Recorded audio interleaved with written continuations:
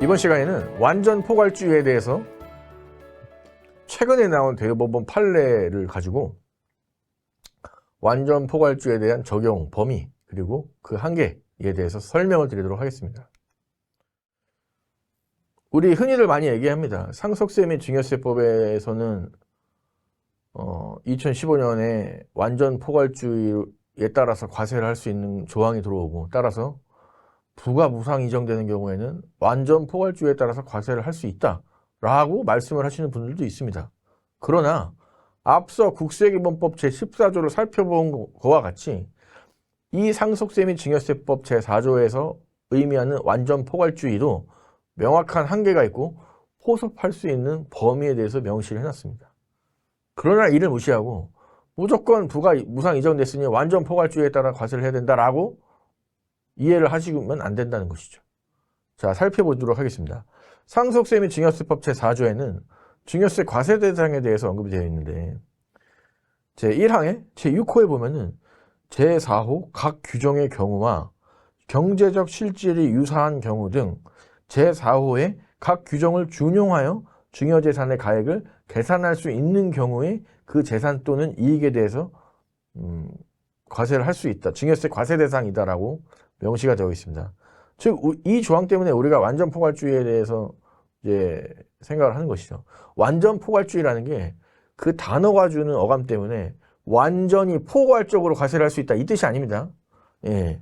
그냥 제4호 각 규정의 경우와 경제적 실질이 유사한 경우에, 뭐 말만 다르지 약간 실질이 비슷하다, 이런 경우에 있어서 그 각 상속세 및 증여세법의 조항에 맞게끔 증여재산의 가액을 계산할 수 있는 경우 그 재산 또는 이익에 대해서 과세를 하는 것입니다. 명확히 그 한계가 있는 것이죠. 자, 그러면은 이번 시간에 대법원 판례를 보시기 전에 제40조 전환사채 등의 주식 전환 등에 따른 이익의 증여에 대해서 먼저 설명을 드리도록 하겠습니다. 왜냐하면은 다음번에 나오는 사례가 신라젠의 신주인수권부 사채를 발행하고 신주인수권을 행사한 것에 대한 사례인데, 이 신주인수권부 사채에 대해서 이해를 하려면은 상속세 및 증여세법 제40조에 전환사채 등의 주식 전환 등에 따른 이익의 증여에 대한 규정을 알아야 되거든요. 자, 제40조 2호에는 전환사채 등에 의하여 주식 전환 등을 함으로써 주식 전환 등을 한 날에 얻은 각 목의 어느 하나에 해당하는 이익에 대해서 규정이 되어 있는데, 여기서 말하는 전환사채 등은 전환사채, 신주인수권부 사채 등등을 얘기하는 것입니다. 전환사채 등을 특수관계인으로부터 취득한 자가 전환사채 등에 의하여 교부받았거나 교부받을 주식의 가액이 전환, 교환 또는 인수가액을 초과함으로써 얻은 이익, 이렇게 되어 있고요. 오늘 살펴본 이 다항인데, 전환사채 등을 발행한 법인의 최대 주주의 특수관계인이 그 법인으로부터 전환사채 등의 인수 등을 한 경우로서 전환사채 등에 의하여 교부받았거나 교부받을 주식의 가액이 전환가액 등을 초과함으로써 얻은 이익이라고 이제 명시가 되어 있습니다. 자, 제가 특수관계인에 대해서 모두 다 까만색으로 강조를 해놨는데, 자, 이것을 통해 알 수 있는 것은 결국은 상증법 제40조의 조항은 특수관계인으로부터 이익을 분여받았을 때 그 특수관계인에게 증여세를 과세하겠다는 것입니다. 즉, 반대로 얘기하면은 비특수관계자인 경우에는 과세를 하지 않는다라는 것이죠. 자, 그런데 이 BW에 대한 증여 의제에 있어서 신주인수권부자의 사채에 대해서 이제 먼저 설명을 드리면은, 신주인수권부 사채는 사채와 신주인수권이 독립되어서 발행되는 것입니다. 전환사채와 구분을 하셔야 되는데, 전환사채는 예를 들어서 사채에 대한 액면금액이 10억인데 뭐 발행 10억이다. 그럼 이 전환사채를 내가 만기보장 수익률을 보장받고 상환 청구를 할 수도 있고요. 즉, 내 돈 갚아 라고 하는 것이죠. 3년 뒤에 상환기간이 정해져 있다 하면은 3년 뒤에 뭐 만기보장 수익이 8%였다. 그럼 8%의 복리를 계산한 뭐 11억, 뭐 12억에 대한 돈을 3년 뒤에 갚아 라고 하는 것이죠. 갚아. 근데 전환권도 행사할 수 있습니다. 즉, 야, 내가 12억을 받는 대신 이거 주식으로 줘 라는 것이죠. 주식으로 받으면은 사채는 소멸되어 버리겠죠. 왜? 내가 받을 수 있는 돈을, 즉 내가 빌려준 채권에 대해서 주식으로 전환받는 거니까요. 즉 전환사채는 돈으로 받냐 주식으로 받냐에 대한 부분이 나와 있는 것이라면, 신주인수권 사채는 돈은 돈대로 빌려줄게. 근데 내가 돈을 빌려줬는데 나한테도 좀 뭔가를 줘야 되지 않겠니? 이래가지고 야 그럼 신주인수권을 줄게. 신주인수권을 줄게. 지금의 가치가 뭐 한 3만 원인데 너 나중에 3천 원에 신주인수권을 증자에 참여할 수 있는 권리를 주는 거야 라고 해서 약간 이제 옵션, 선물 같은 걸 주는 거죠. 돈을 빌려줬으니 고마움의 표현으로 신주인수권을 준다. 이렇게 기억을 하시면 되겠고요. 전환사채는 돈을 빌려줬는데 주식으로 받을래? 돈으로 받을래? 약간 이런 개념으로 구분을 하시면 되겠습니다. 쉽죠? 예. 예. 자, 이제 개념은 이제 설명을 드렸고요. 자, 사실관계에 대해서 먼저 말씀을 드리겠습니다. 자, 신라젠이라는 회사가 상장을 이제 했는데 대주주에 대한 지분율이 굉장히 낮았습니다. 즉 대주주라고 할 것도 없고 특수관계자가 없는 것이죠. 그런 상태에서 왜 이런 일들을 발생하냐면, 제약바이오 회사들은 상장하기 전에 또는 임상실험을 하기 전에 너무 많은 투자를 받다 보니까 최대 주주에 대한 지분율이 희석되고 막 2%, 1%밖에 남아있는 경우가 별로 없어요. 그럼 이 최대 주주에 대한 지분율을 보장해주고자 신주인수권 사채를 발행하는 것입니다. 자, 이 대주주, 그러니까 뭐 실질상은 대주주이지만 이제 뭐 한 2% 정도밖에 갖고 있지 않은 이 사람한테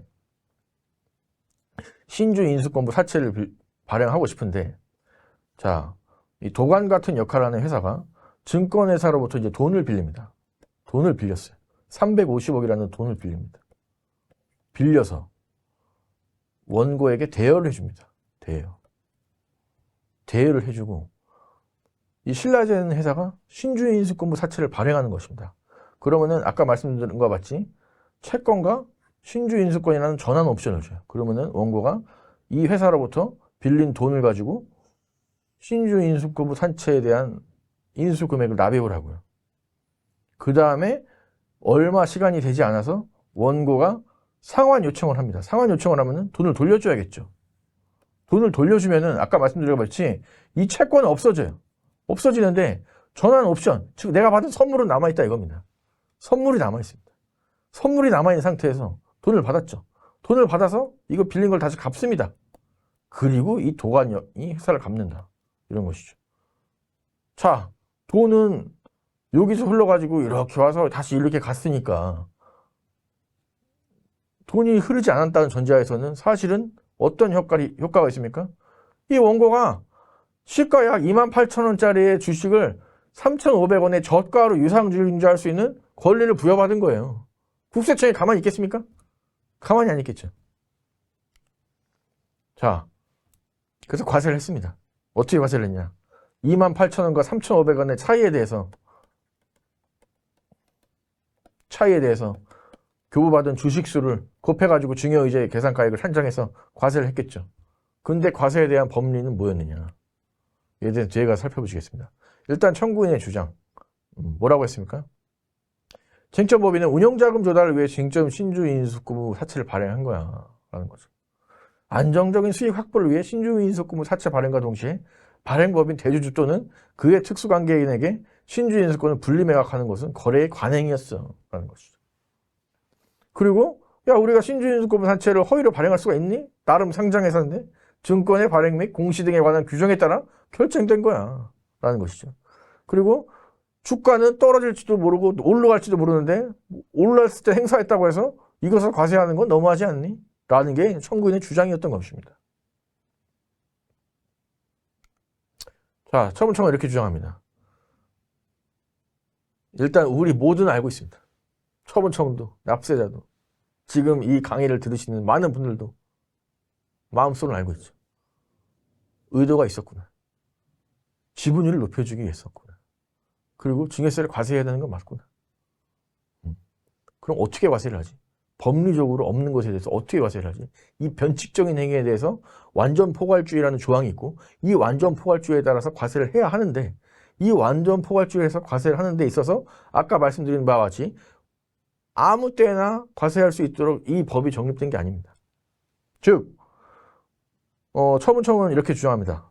상증법 제4조의 증여세 완전 포괄주의 원칙에 따라 상증법에 열거된 증여 예시적 성격의 개별 규정에 해당하지 않더라도 해당 규정을 준용해서 증여재산의 가액을 계산할 수 있는 경우에는 증여세를 부과하도록 하는 등 증여세 과세의 대상이 되는 증여재산의 범위를 규정하고 있다는 것이죠. 그래서 경제적 실질이 유사한 경우에 해당하기 때문에 제4호의 각 규정을 준용해서 과세를 해야 한다는 것이죠. 자, 그런데 아까도 말씀드린 바와 같이 상속세 및 증여세법 제4호의 제6호 완전 포괄주의는 각 규정 30몇 조부터 40몇 조까지 각 규정에 따라서 준용해서 증여재산가액을 산정해서 과세를 하게끔 되어 있습니다. 자, 여기서 메인점이 뭡니까? 처음으로 돌아가 보시죠. 상증법 제40조의 전환사채 등의 주식 전환 등에 따른 이익의 증여에 있어서는 특수관계인한테만 과세를 할 수 있다는 조항이 들어가 있습니다. 즉, 이 40조에 나와 있는 이 범위를 넘어서 경제적 실질이 유사하다고 해서 이 조항에 있는 단어를 무시한 채 비특수관계인한테도 과세를 할 수는 없다라는 겁니다. 아니, 억울하지만 어쩌겠습니까? 예, 아무튼 그렇습니다. 조세심판원은 당연히 과세에 대한 유지를 했겠죠. 쟁점 증여 포괄 증여 규정 신설 이전에 상증법에 열거되어 있던 15개의 증여 예시 규정에 포함되지 않는 행위가 증여세 완전 포괄주의에 근거해서 과세할 수 있는지 여부가 불분명하다. 납세자의 예측 가능성을 저해한다는 당신의 주장이 있는데 쟁점 포괄 증여 규정은 열거되는 예시 규정에 해당하지 않더라도 증여 개념에 포섭되는 경우 과세가 가능하다는 증여세 완전 포괄주의 근거 규정을 명확하게 신설한 것이라고 봐야 된다. 그래서 그냥 완전 포괄주의에 따라서 예시적 규정에 해당하지 않더라도 과세할 수 있어 라는 것이죠. 사실 좀 무리가 있죠. 저는 조세심판원은 어쨌든 행정기관이고 국무총리 산하기관이긴 하지만 행정심판 단계에서 이것을 그러니까 우리의 그 명분인 것이죠. 그러니까 우리 모두가 알고 있는 그냥 과세를 하고 싶고 해야 한다는 것은 알고 있지만 법리적으로는 과세를 할 수 있는지에 대해서 이때 당시에 참 많은 고민을 하셨을 것 같습니다. 자, 이 사건은 고등법원에서도 과세가 유지되었던 사건입니다. 그래서 경제적 실질의 유사성, 전환이익의 가액 산정 가능성을 기준으로 경제적 실질의 유사성은 거래 행위 요건에 국한되지 않고 최대 주주의 특수관계인이라는 인적 요건까지 포함해서 그 유사성을 검토해서 위규정의 과세 대상의 범위의 한계를 어디까지 설정하지 살펴봐야 되는데 최대 주주에 버금갈 정도로 기업의 의사결정에 영향을 미칠 수 있는 대표이사, 이대주주 등의 특수관계인이 개정 후 상증법 40조 1항 2호 다목에서 정한 방법에 따른 행위를 함으로써 위 규정에 중하는 이익을 얻는 경우에는 경제적 실질 유사하다고 보아하고 따라서 이런 경우를 과세대상에서 제외한 것을 볼 수는 없다 라고 되어 있어서 실질적인 특수관계인에 해당하기 때문에 특수관계인이 아니라 하더라도 완전 포괄주의에 따라서 이 거래는 포섭된다. 따라서 과세를 할 수 있다라고 마지막까지 과세를 유지를 한 것입니다. 그러나 대법원은 법리적인 판단을 하는 것이 대법원이지 않습니까? 법의 해석, 사실 판단이 아닌 법리적인 해석에 대해서 판단하는 게 대법원의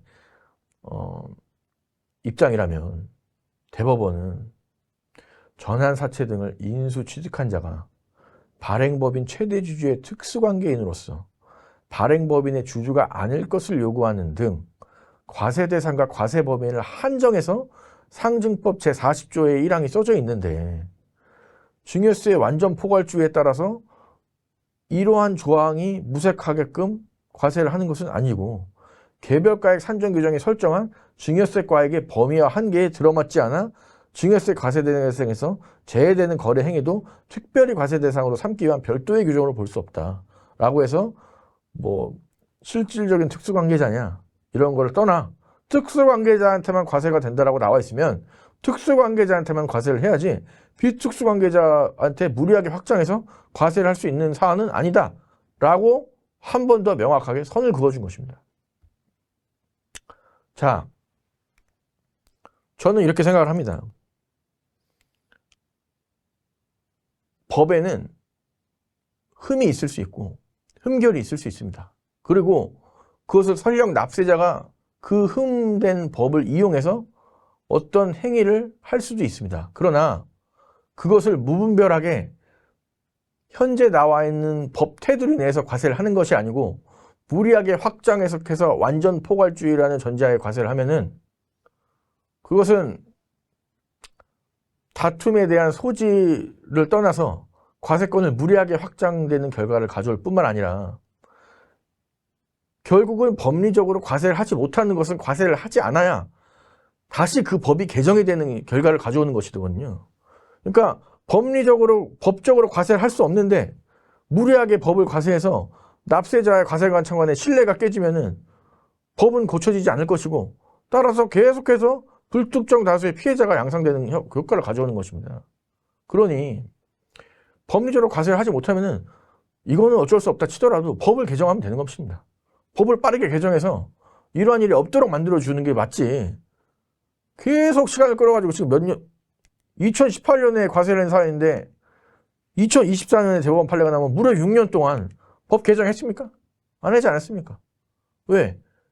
과세가 유지되느냐, 과세가 되느냐 안 되느냐에 대해서 판단이 되지 않으니까. 이게 6년 동안 시간을 끌어야 될 일은 아니었다고 봅니다. 자, 신주인수권부 사채에 대해서 이제 설명을 드렸는데 사실 신주인수권부 사채는 실무적이라기보다는 어떤 특정 주주에게 어떤 정말 제가 아까 말씀드린 바와 같이 선물을 주고 싶은데 그 선물을 주는 데 있어서 증여세 과세가 될 염려가 있으니 신주인수권부 사채를 이용해서 선물을 주는 경우가 많습니다. 자, 우리 세법에서는 비특수관계자 간의 저가양수, 주식을 저가양수도 할 때는 특수관계인이 아닌 자에게 거래 관행상 정당한 사유 없이 재산을 시가보다 현저히 낮은 가액으로 양수양도하는 경우에 그 이익을 분여받은 자에게 증여세를 과세하도록 법이 되어 있고요. 비특수관계자라 하더라도 저가로 유상증자에 참여하는 경우에는 이익을 분여받았다고 해서 증여세를 과세하도록 되어 있습니다. 신주인수권부 사채에 있어서 그 선물, 신주인수권도 사실은 저가 유상증자나 저가 양수도하는 거래의 형태는 다르다 하더라도 그 실질은 좀 비슷하거든요. 그러나 신주인수권부 사채만 유독 비특수관계자와 특수관계자에 대한 구분을 명확히 하고 저가 유상증자나 저가 양수도에서는 특수관계자에 대한 비특수관계자 구분을 하지 않고 과세를 하는 것에 대해서는 사실은 그러면은 1번, 2번에 대한 행위를 하지 않고 3번을 하겠죠. 예. 법에 빈틈이 생기는 것이죠. 그러면 이 법을 메워줘야 되는데 하여튼 시무지를 많이 하고 있다. 그래서 신주인수권부 사채는 참 이런 면에서 좋은 것 같습니다. 저가 유상증자를 하더라도 당장 납입을 해야 되는 불편함이 있거든요. 납입을 해야 되는 불편함. 근데 신주인수권부 사채는 내가 회사에게 돈을 꿔주고 다시 돌려받고 그러면 현금 흐름이 없다는 전제하에서는 신주인수권만 남아있는 상태에서 이 신주인수권은 언젠가 행사를 하면 되는 것이지, 즉 내가 경제적으로 또는 이 회사가 잘 된다고 생각되는 그 시점에 신주인수권을 행사하면 되는 것이지 당장 증자에 참여할 수 없으니까 사실은 저가 유상증자보다는 더 매력적으로 납세자에게 다가올 수밖에 없습니다. 네. 그래서 고마움에 대한 선물이라는 표현을 잘 하는데 죄송합니다. 예, 그렇습니다. 예.